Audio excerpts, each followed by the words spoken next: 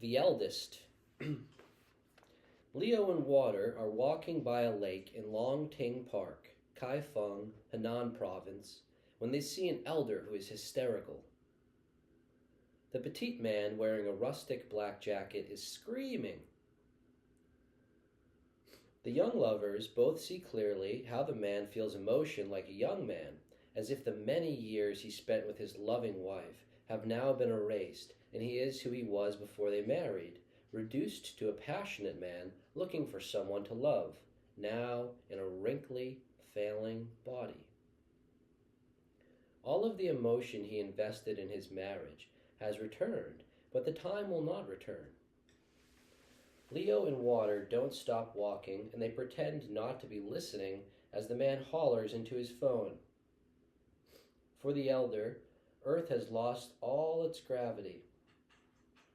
The two acknowledge this is not a spectacle, and respect the woe the man must feel. As for Leo and Water, the two have grown up in Kaifeng and opted to start working after high school instead of going to university. They've made it their routine to visit either the Star Mall or Longting Park whenever they both have the same day off. Turning away from the lake, putting distance between themselves and the elder, Water leads Leo to the Zhao Shidai Cafe. Theo pays for 2 coffees, then they go upstairs. The second floor is the top floor and has a sprawling lounge. There are chairs, couches, and benches set around tables. Some sections have curtains that can be pulled shut. The two sit down by a window and drink their coffees. Through the glass, they can see the lake and the island of trees. "I'm going to get us a treat," says Leo. "How?" Leo walks toward the doorway, meandering to check out the artworks and to admire a mannequin dressed in a traditional silk robe from the Qing dynasty. Then he goes downstairs. A separate table of young people is drinking baijiu and smoking cigarettes. Water pushes her back against her bench, and she looks outside, showing concern for the old man who is now a widower. Emotional outbursts in Kaifeng are not uncommon, but they stick out like sore thumbs. If a university student is to cry out because a girl broke up with him, for example, it would unveil more about a deep acceptance of threats or injustices that are not practical to feel if one wants to go on with one's life.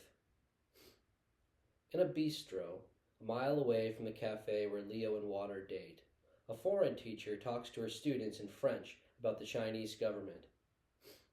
They won't do anything about it, but they won't join the Communist Party. The French teacher feels confident and correct, believing her own country's ideologies would protect her from any interventions by the local government, which has spies listening in public buildings and monitoring WeChats from vans on the street. The French teacher believes demonstrating this outspokenness is a real-world lesson for her students, but perhaps it is not. Back in the cafe, Leo and Water are eating a moon pie and laugh as they make fun of their boss at work. They don't say anything too cruel, nothing about his pimples, but they take turns making fun of 2 habits. First, how he tells them what to do. Next, they make fun of how he sings like a goof. They can barely sing for a few seconds before they burst into laughter. They both work in an ice cream shop that sells milk tea. On the same street as their shop, there is a family who both lives and works in a corner store with a tile floor. The shopkeeper wakes up every day, smokes his morning cigarette, takes stock, and then gets his children ready for school, putting treats in their backpacks. The father is careful not to give them too many candies or new toys from their inventory, as his father was also careful when it came to indulging in the products he sold in his store. He inherited the shop from his father. His life as a shopkeeper seems set, but no life is really set. He is not his father. He knows that each morning as his body smokes another cigarette. The elder hurries home.